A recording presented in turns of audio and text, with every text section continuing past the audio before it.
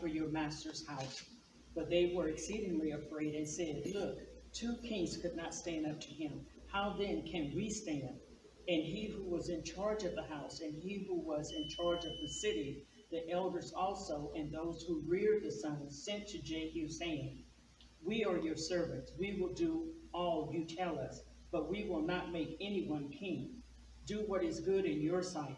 Then he wrote a second letter to them, saying, If you are for me and will obey my voice, take the heads of the men, your master's sons, and come to me at Jezreel by this time tomorrow. Now the king's sons, 70 persons, were with the great men of the city, who were rearing them. So it was, when the letter came to them, that they took the king's son and slaughtered 70 persons, but put their heads in baskets, and sent them to him at Jezreel. Then a messenger came and told him, saying, They have brought the heads of the king's son. And he said, Lay them in 2 heaps at the entrance of the gate until morning. So it was in the morning that he went out and stood, and said to all the people, You are righteous. Indeed, I conspired against my master and killed him. But who killed all these? Know now that nothing shall fall to the earth of the word of the Lord, which the Lord spoke concerning the house of Ahab. For the Lord has done what he spoke by his servant Elijah. So Jehu killed all who remained of the house of Ahab in Jezreel, and all his great men and his close acquaintances and his priests, until he left him none remaining. And he arose and departed and went to Samaria. On the way at Beth-eked of the shepherds, Jehu met with the brothers of Ahaziah, king of Judah, and said, Who are you? So they answered, We are the brothers of Ahaziah. We have come down to greet the sons of the king and the sons of the queen mother. And he said, Take them alive. So they took them alive and killed them at the well of Beth-eked, 42 men, and he left none of them. Now when he departed from there, he met Jehonadab, the son of Rechab, coming to meet him. And he greeted him and said to him, Is your heart right, as my heart is towards your heart? And Jehonadab answered, It is. Jehu said, If it is, give me your hand. So he gave him his hand, and he took him up to him in the chariot. Then he said, Come with me, and see my zeal for the Lord. And when he came to Samaria, he killed all who remained to Ahab in Samaria, till he had destroyed them, according to the word of the Lord, which he spoke to Elijah. Then Jehu gathered all the people together and said to them, Ahab served Baal a little. Jehu, let no one be missing, for I have a great sacrifice for Baal. Whoever is missing shall not live. But Jehu acted deceptively, with the intent of destroying the worshiper. And Jehu said, Proclaim a solemn assembly for Baal. So they proclaimed it. Then Jehu sent throughout all Israel, and all the worshippers of Baal came, so that there was not a man left. So they came into the temple of Baal, and the temple of Baal was full from one end. Then Jehu and Jehonadab, the son of Rechab, went into the temple of Baal, and said to the worshippers of Baal, Search and see that no servants of the Lord are here with you, but only the worship. That Jehu said to the guard and to the captains, Go in and kill them, let no one come out. And they killed them with the edge of the sword. Then the guards and the officers threw them out and went into the inner room of the temple of Baal, refuse dump to this day. Thus Jehu destroyed Baal from Israel. However, Jehu did not turn away from the sins of Jeroboam, the son of Nebat, who had, that is, from the golden calves that were at Bethel and Dan. And the Lord said to Jehu, Because you have done well in doing what is right in my sight, and have done to the house of Ahab all that was in my heart, your son shall sit on the throne of Israel to the. In those days the Lord began to cut off parts of Israel, and Hazael conquered them in all the territory of Israel, from the Jordan eastward, all the land of Gilead, Gad, Reuben, and Manasseh, from Aurora, which is by the river Arnon, and they buried him in Samaria. Then Jehoahaz, his son, reigned in his place, and the period that Jehu reigned over Israel in Samaria was 28 years.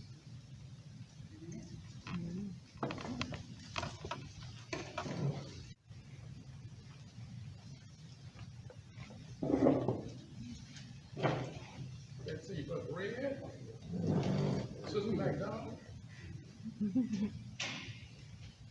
We're on chapter 10, 2 Kings chapter 10. But Clint had to go to the furniture room today, so he come under the weather. So I'll lift him up in prayer. We'll make sure they can get taken. Okay.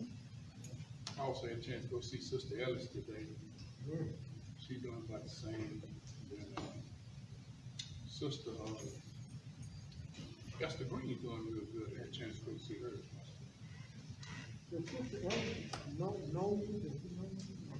She was unconscious. She was basically they used to let her come home, kind of hospice care. There wasn't a whole lot they could do for her. Is that Jehill's mother? Jehill's mother. Wow. Man, this chapter's kind of gory. A lot of blood, Starts out, says Ahab had 70 sons. Now, when the Bible talks about 70, it doesn't always mean literally 70. It could mean, but more likely it just means all of his sons. He said that he's been dead, Ahab's been dead a while, so his youngest son couldn't have been no more than like 14 years old. So more than likely they're talking about either his sons and grandsons and great-grandsons. An accumulation again, not necessarily literally 70, but all of them. What probably happened when Ahab was killed, usually when a king dies, his children try to get out of town. Because back in those days, when a king died, they want to kill all of his relatives. The reason being, Sister DeWanda, is that they felt like if they don't kill him, that little boy's gonna grow up and find out who killed his dad. And then you're gonna be too old, he's gonna come trying to kill you. So what they tried to do is kill off all of the heirs so that they wouldn't have to deal with that. That's even sometime when a brother killed his own brother. You see, he's scared his nephew's gonna get it. And so it was pretty vicious to have that mentality. And so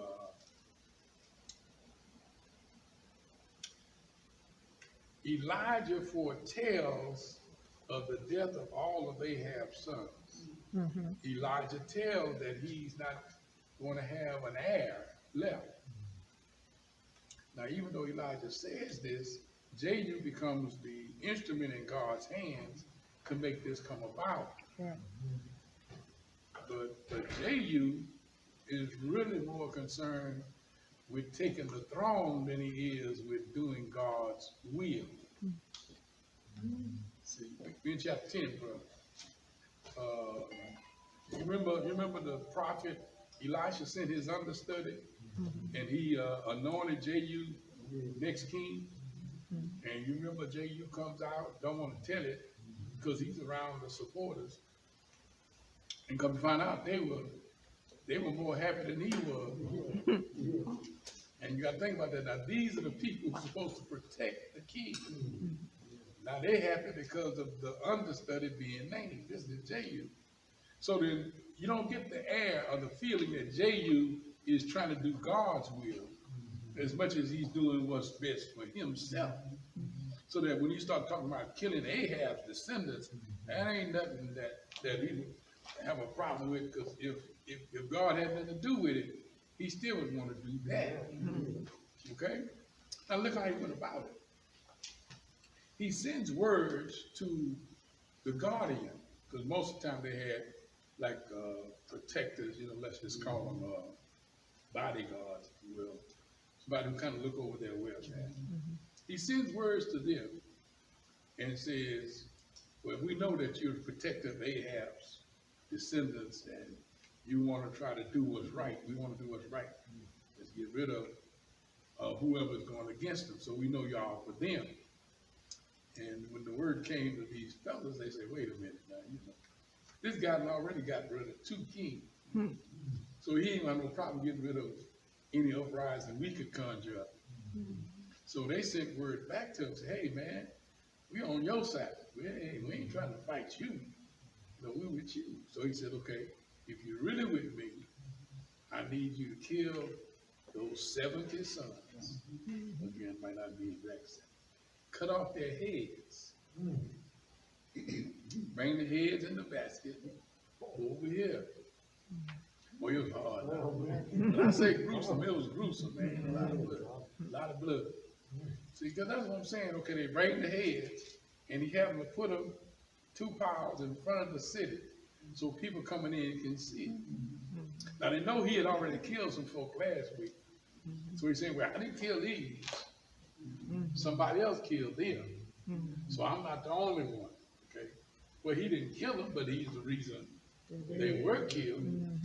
Because he liked to throw a rock out of his hand. Okay. I'm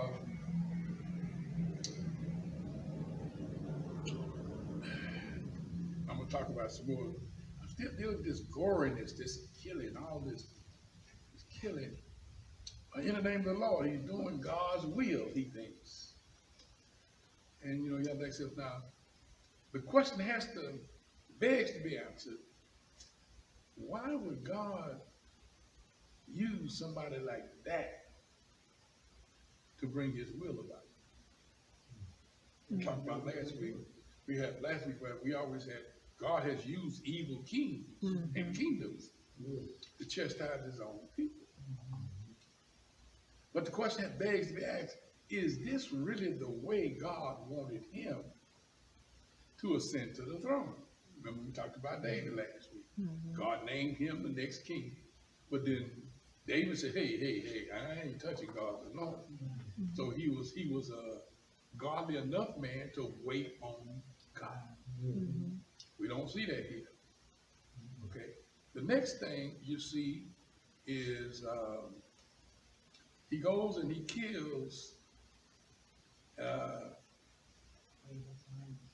Ahaziah's kinfolk. Remember, Ahaziah is the king from Judah. But anyone that was married to Ahab's daughter? And Ahaziah, yeah, Ahaziah. Yeah. He just supposed to be supporting the boy while he recovered. And he just got caught up in the tank. Yeah. Well, he also is married to Ahaziah.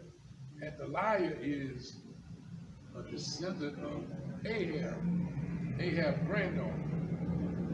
So he kind of in the family. Yeah.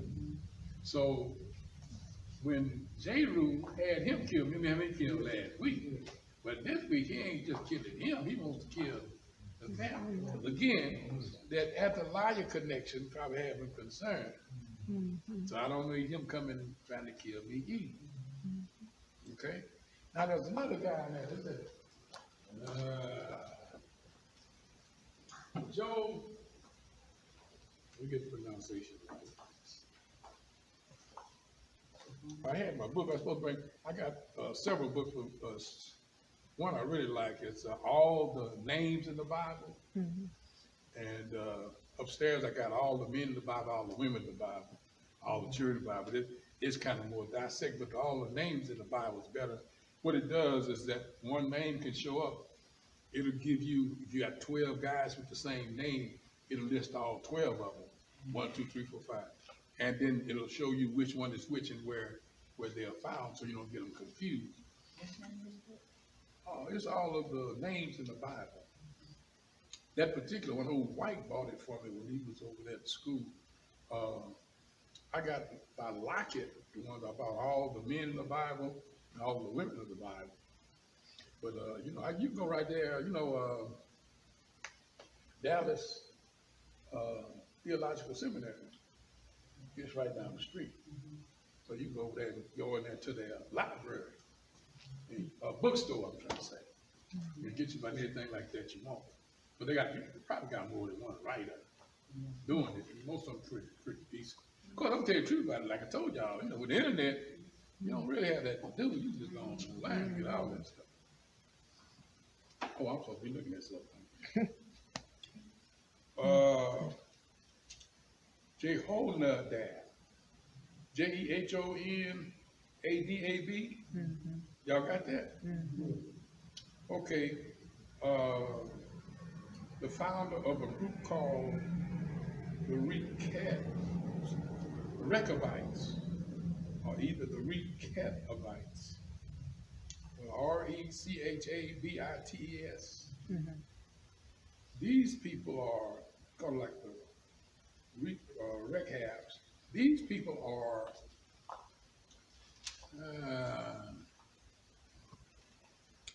they kind of like nowadays I guess they'd be like those Quakers. You know, like the Quakers still ride around horse and buggies. They don't use no electricity and all that kind of stuff. The Amish. Amish is what that's the term I'm looking for. Couldn't think of that for nothing. They kind of like that. They didn't drink any wine. They didn't. They were living in tents. They were kind of like away from it. It's almost like they were like the Pharisees were in the New Testament. They abstained from a whole lot of rules and regulations.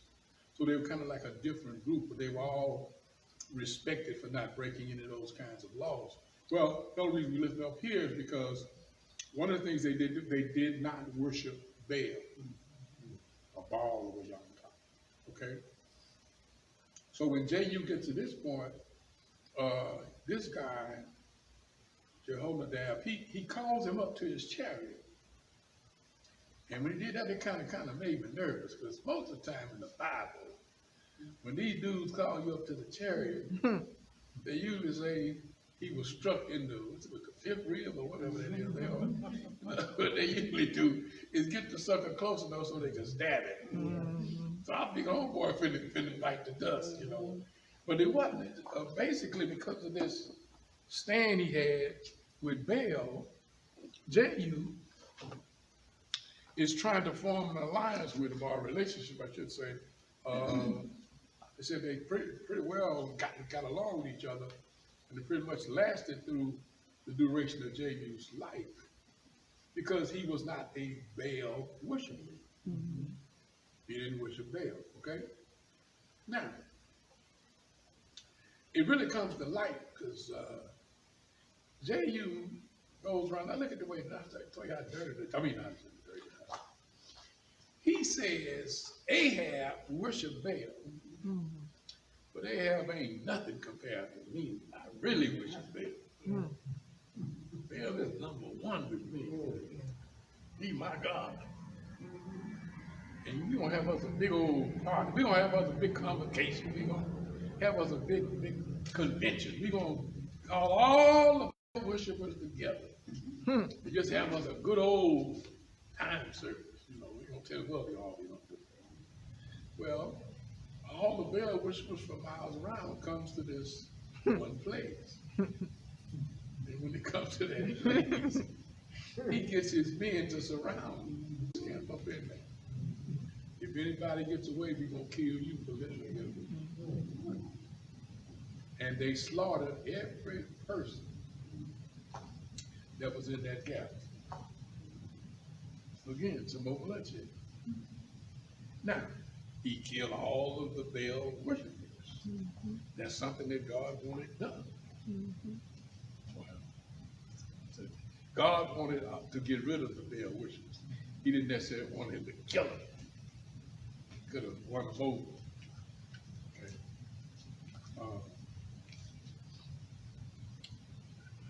His methodology. He's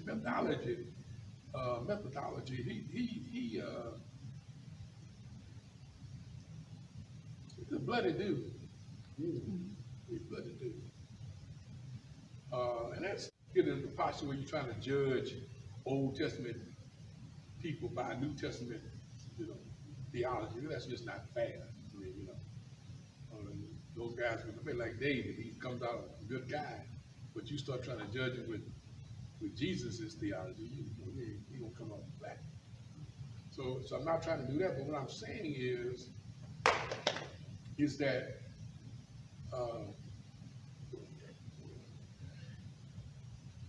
how is it this guy claims to be doing God's will, using all of these devilish methods? He basically lies and tell folks, I'm a Baal worshiper, so he could trick them into the building so he could kill them. Okay? He does the same with these 70 sons. He doesn't just come out and say, I want you to kill them from me.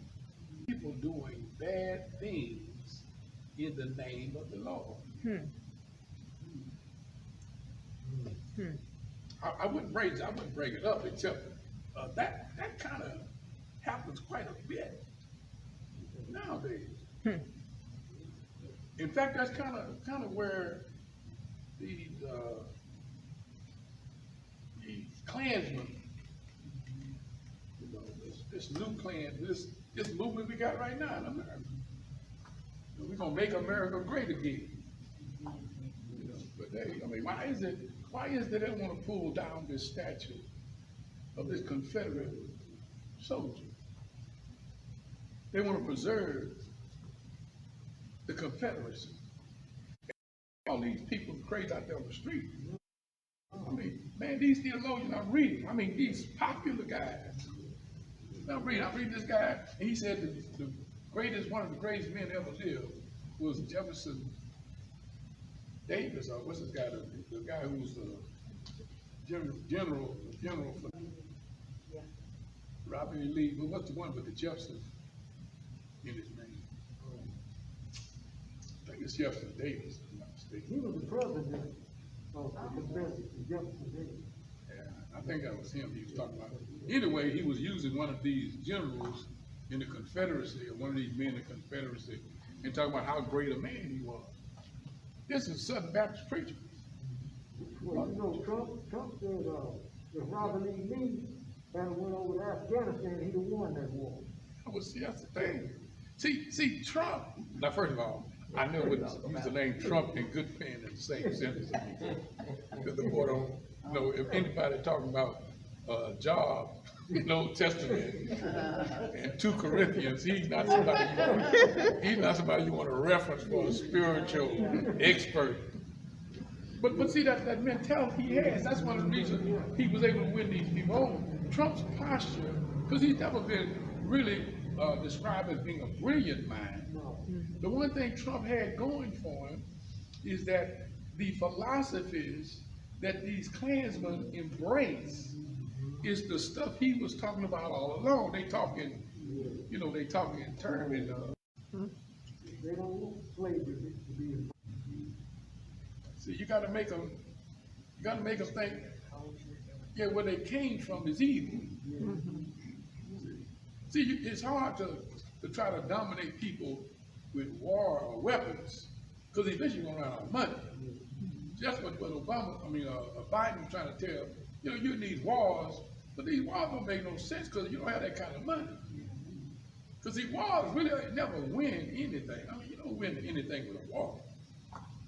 You kill up some folks and stuff, but you don't really win anything with a war. You can miss some stuff. You can win the war, but you ain't gonna free nobody. Most of the problems that you had before, they pretty well gonna be there when you get through. They might take on new names, new postures, but when you decide you want to dominate a folk, you got to kind of dominate their thinking. That's what they want to do. And so you get this, and I'm saying them because I'm trying to tell you, it ain't just white racists. We got the same problem even in our churches. See, how much evil is done in church in the name of the Lord? I mean, you could not possibly describe the actions of Jehu being the loving action that Jesus described when he talks about the church. By this will men know that you are my disciples, that ye have love one for another. Yeah. Where's the love? Huh? And so you say what you want, but I tell them today, you know, any church, I never would pastor a church with no family running the church. And I come find out they had family running the church, but the one thing reason I didn't resign right then is that there was no one family running. There were dominating families in the church. But the families balanced out each other. Because when one family felt like the other was getting too dominant, you know, they kind of pulled the coats. That's messy. Well, see, that's what goes on in our churches. See, I don't like Lester Dixon. Why? Because he's a Dixon. His daddy did some stuff to me. Well, I know what his daddy did to me. Lester don't even have to understand what his daddy did. But I'm going to have an attitude about him. Why? Because of his daddy? Okay? And then you go around, I don't like Chris. Stanley Chris. Why? Because he's a Chris. Misnomination. People don't like each other for a certain reason. You know, I had ladies ease up to me. Remember, maybe we need to go back. You know, they used to have the mothers of the church. And then, because I mentioned how sometimes you have some of these girls come in with the short dresses, and they feel like they got to correct them the way they dress. And I say, you know, it seems like to me, there's a whole lot need to be corrected before you get to that. Yeah, for real. You know what I'm saying? I know it's hard, but see, I told like, see, the problem is that I had my play mama was a mother of the church, and you know, I could pick somebody like her, but I know some mothers ain't had no business being no mother of the church. Hello. They got a PhD in medicine. See, so I have a question.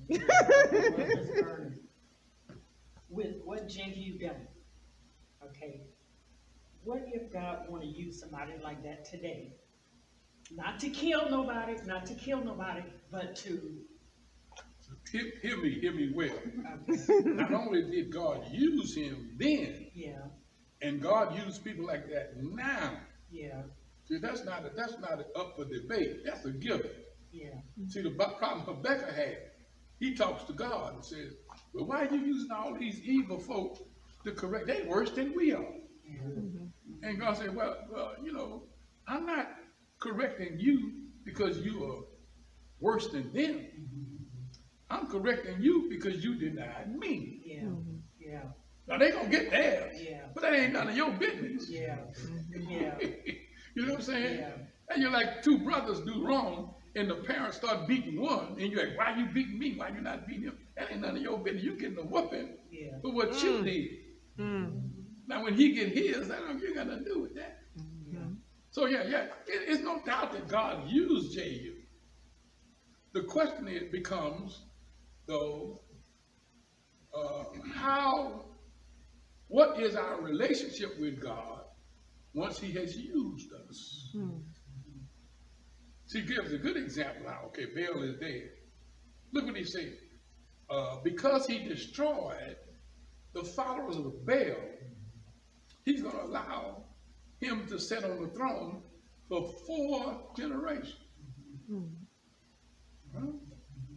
But what it said when it reads on, I think read verse 31. You put a limit to it. But Jehu took no heed to walk in the law of the Lord God of Israel with all his heart, for he did not depart from the sins of Jeroboam. Now God has already made this promise. I'm going to let you and your descendants sit on the throne till the 4th generation. But Jehu did not really follow God. That was never his intent. He wiped out Baal, but that ain't why he wiped out Baal to please God. He ain't trying to please God. That if he was trying to please God, he wouldn't have been serving. I should put it like, let's put it this way. It doesn't say he served those golden calves. He didn't kill or destroy the ones who were worshiping the golden calf. He tried to wipe out the followers of Baal. Why don't he follow out the followers of the golden calf? Jeroboam. Remember I told you, when Solomon died, Rehoboam becomes king.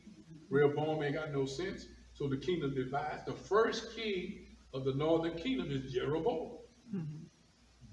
Jeroboam say, oh, these people talking about going down to Jerusalem for the religious observance. I got to stop this. So what he decides to do, he makes 2 golden calves. And say, this is your God. This is the God that led us out of Egypt. Now, how the devil they gonna lead you out of Egypt? They wasn't even made yet. You know, but that's the you tell them. And that's the thing about idol worshiper. You got to kind of have something missing upstairs to worship an idol to start with. But Jeroboam started, he plants that seed. And here it is, generations later, they still worshiping those idol calves. Well, he said, Jehu wiped out the Baal worshipers, but he don't address this. Because when it comes down to it, he really wasn't all that serious about pleasing God. That's my point. It's not that God can't use bad people to do good stuff. My point is, how many people in our churches are doing good things like wiping out the Baals, but still worshiping the calves?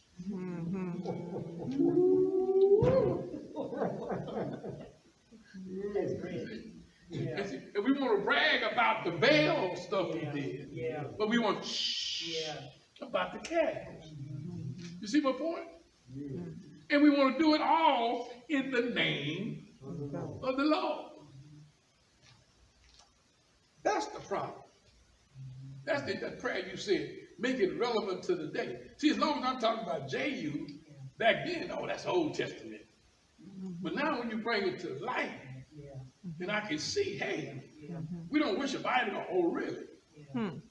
See, no, we ain't got no golden calf, but we got some idols. You know, it ain't always a boat. It ain't always a house. It ain't always cutting my grass on Sunday. Sometimes the idol is your little kingdom here in the church. I don't want Mary White coming in here because she act like she want to get my position. So my position becomes my idol.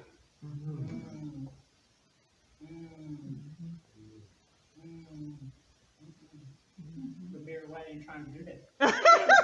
But Jehu don't know that. Do you think that Ahab's sons was trying to take Jehu's throne? See, you got to understand, it's not what was in the mind of the sons, it's what was in the mind of Jehu. See, people won't wipe you out, not because of what you're thinking, it's because of what they thinking you thinking. They don't like you, not because you've done anything, you don't even know them. It's their reality. That's where a lot of people do the dirt that they do, because they're always trying to think for somebody else. That's why we can't grow our churches. That's why we don't have the kind of attitude in our churches we should have. Can you imagine what church would be like if everybody had the spirit Jesus was talking about? When he said, by this, men will know that you're my disciples because you have love one for another. Can you imagine how much we could accomplish?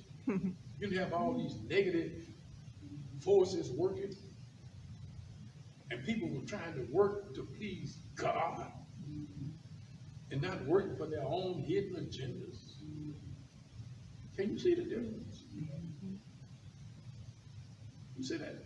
You don't really have to go out and get a drug dealer, a murderer, to hinder the growth of our churches. We do a good job of that ourselves. I've been preaching 50 years, pastoring 45. And I found out most of your problems don't come from folk out there. No, it does not. We don't deal with them out there. Where it's coming from. Most of the enemies Right. inside. Yeah. It ain't just Bethany. Any church you go to, Yes. Yeah. Yeah. it's inside. Until we deal with the Jehu spirit. Until we deal with that Jehu spirit. See, he's trying to protect himself. He want to kill Ahab, not because Elisha told him to. He want to kill Ahab's descendants because I want to keep my throne. I want to protect my rights, protect my position. But God still, what's the word I want? Look at that, look at that.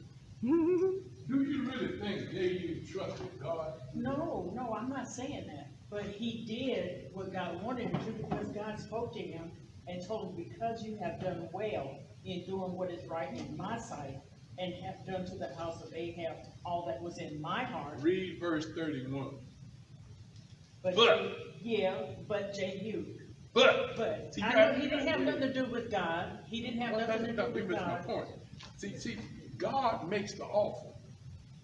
See, God always offers. There's not a person God created that God doesn't have a plan and a purpose for their life. Right, yeah. God always gonna tell you his purpose and his plans. Yeah. The problem is the but. The buts always come in. But he did not want to please God. Yeah. He wanted to do what he wanted to do. I know. I don't care who you are, I don't care where he is. As stupid as Donald Trump is, God has a purpose and a plan for his life. But he decides he wants to do what he wants to do. And it's not just Donald Trump. And the question we have to ask ourselves, what area in my life have I strayed? What part of my life that God wanted me to head in one direction? What opportunities that God have awaiting for me? One of the best lessons I learned in ministry, watching my daddy, when he took that church, one of the deacons at church, when they took the vote, he voted for another man. He voted for Reverend Flanagan. Reverend Flanagan, good man, but he and Reverend Flanagan worked together for the city. So quite nicely, he was pushing his button. Well, he didn't make it. My daddy got the church. His wife and all his daughters voted for my daddy. But he voted for Reverend Flanagan. The majority of the folks voted for my dad. He got the church. But this guy was upset because his friend didn't get it. He made it known. My problem was, Daddy, why don't you do that? Daddy just treated him nice. Yeah. Treated him the way you treat everybody else. He tried to point no negativism toward him. Tried to make him look bad. He just treated like everything, everybody else. I watched that son. That nigga ain't right. Keep your eye on him. Keep one eye open. Sleep with one eye open. Fast forward. By the time that old man was up in age, the last raises my old man got was because that man fought for him. The strongest deacon he ever had was that man. The closest deacon he ever had was that man. Strongest supporter he had was that man. You see my point? Because Daddy refused to treat him the way he treated him. He treated him like Jesus said you're supposed to treat him. And he won him over.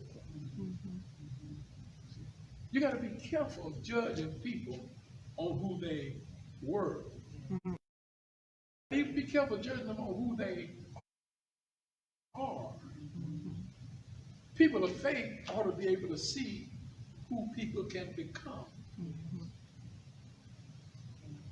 Who can they become? See that? It's our job to help folks become the best. That I see a healed man who's got years of sobriety. I don't see a murderer. I see a forgiven man.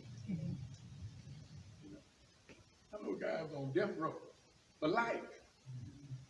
When else supposed to get out? His parole, he wasn't going to come up for parole till 25 years, and they already know they weren't going to give it to him. Before he finished his 14th year, he on the street.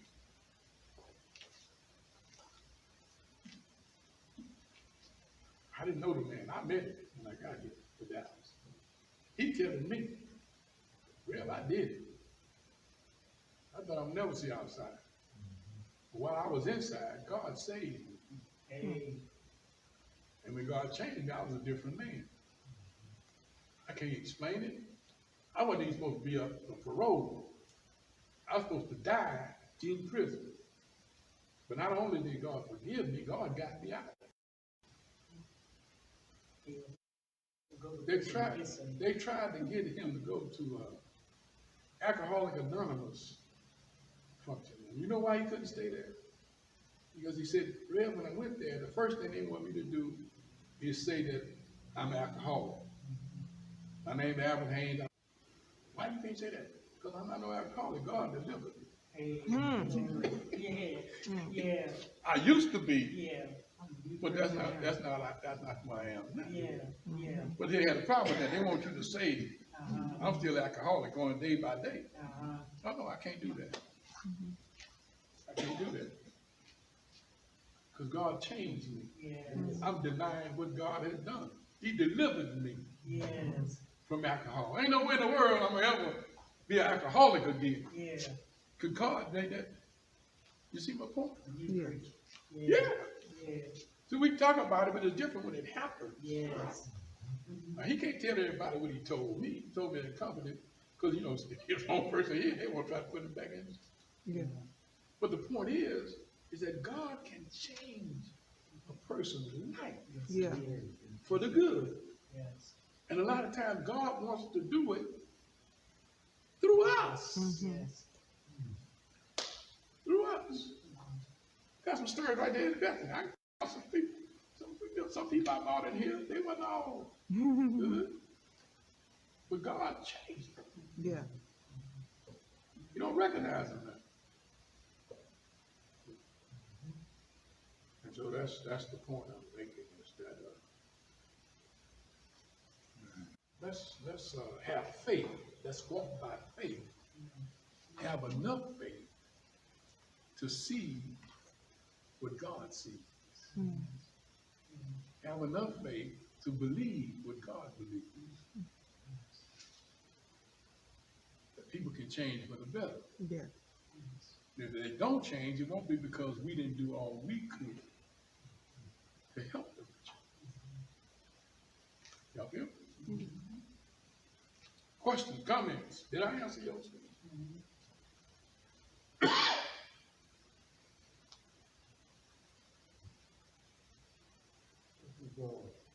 One of the burning chapters on cross in the Bible. They got quite a few. It's Old Testament is gory.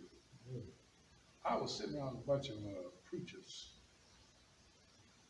and guys started telling me stuff they do in their church, you know. And like I told you, the kind of dad I had, so that's what I was accustomed to. And these Negroes started talking about all the stuff they would do to their members and stuff. I didn't understand it. Man, that's not biblical. So yeah, that's in the Bible. but every time they talk about it in the Bible, they point to the Old Testament passages. Now, can you imagine if you jumping back and forth? When I want to be mean to a sucker, I go to the Old Testament. But I want to be nice, I jump to the New Testament. See? And that's what I'm saying. There are a lot of folk who still live in the Old Testament, say they want to, Yeah, the Bible, take the whole Bible, that's true. God is the same today and forever. But you got to understand, the theology in the Old Testament is not the theology of the New Testament. Nor is the theology of the Old Testament the one God expected us to live by. Now, there are certain principles of God that never change. See, I said the 10 Commandments is more than 10 Commandments. There are 10 principles. Those 10 principles never change. God is the same yesterday, today, and forever. See, laws change. Principles don't change. See, you get a ticket for speeding. That's a principle. You get a ticket for going 55 miles an hour. Well, it depends on what the law is. Remember when they had the speed limit down to 55? Used to be 70. They reduced it down to 55. You thought about the same highway. I used to drive on this highway when I was going 70 with no problem. Now when I go 70, they want to give me a ticket. What changed? The highway changed? No. The speed limit on my car changed? No. The only thing changed is they changed the law. So when they changed the law, now he can give me a ticket for doing the same thing. See? But the principle don't change. You get a ticket, you got to pay the money or go to, that's the principle. See? God, the principles of God are the same. He doesn't change. The little details might change, but God never changes. See, that's why when you want to see the real foundation of Scripture, the real principles of the Word, look for that which does not change. The eternal, the eternality of God. That's when we get it. When I find the stuff that don't change, that's the real right there. Women wearing dresses or pants, ain't got nothing to do with the Bible. What y'all call pants, it's not even in there. Moses didn't have no pants on when he wrote that. Women ought not wearing things pertaining to a man. So he couldn't be talking about pants. Now I can twist it and make it try to please what I want to do, but that's not what the Bible deals with. When I was in school, when I was in high school, y'all remember, they old enough. Y'all remember when they had mini dresses? Everybody wearing mini dresses. There wasn't no sin to have on a mini dress. You couldn't go to church without seeing people wearing mini dresses. That's what they wore. That's a short dress. It's so short, if she did this, You see her see goodness, her underwear. goodness and mercy. That's for your time, praise the Lord. But I suspect you'd have had one on you. I cried my hip was. But see, the point is that I told y'all, some of y'all forgot. One of my deacons, he went to, what's that? Bamboo, not bamboo.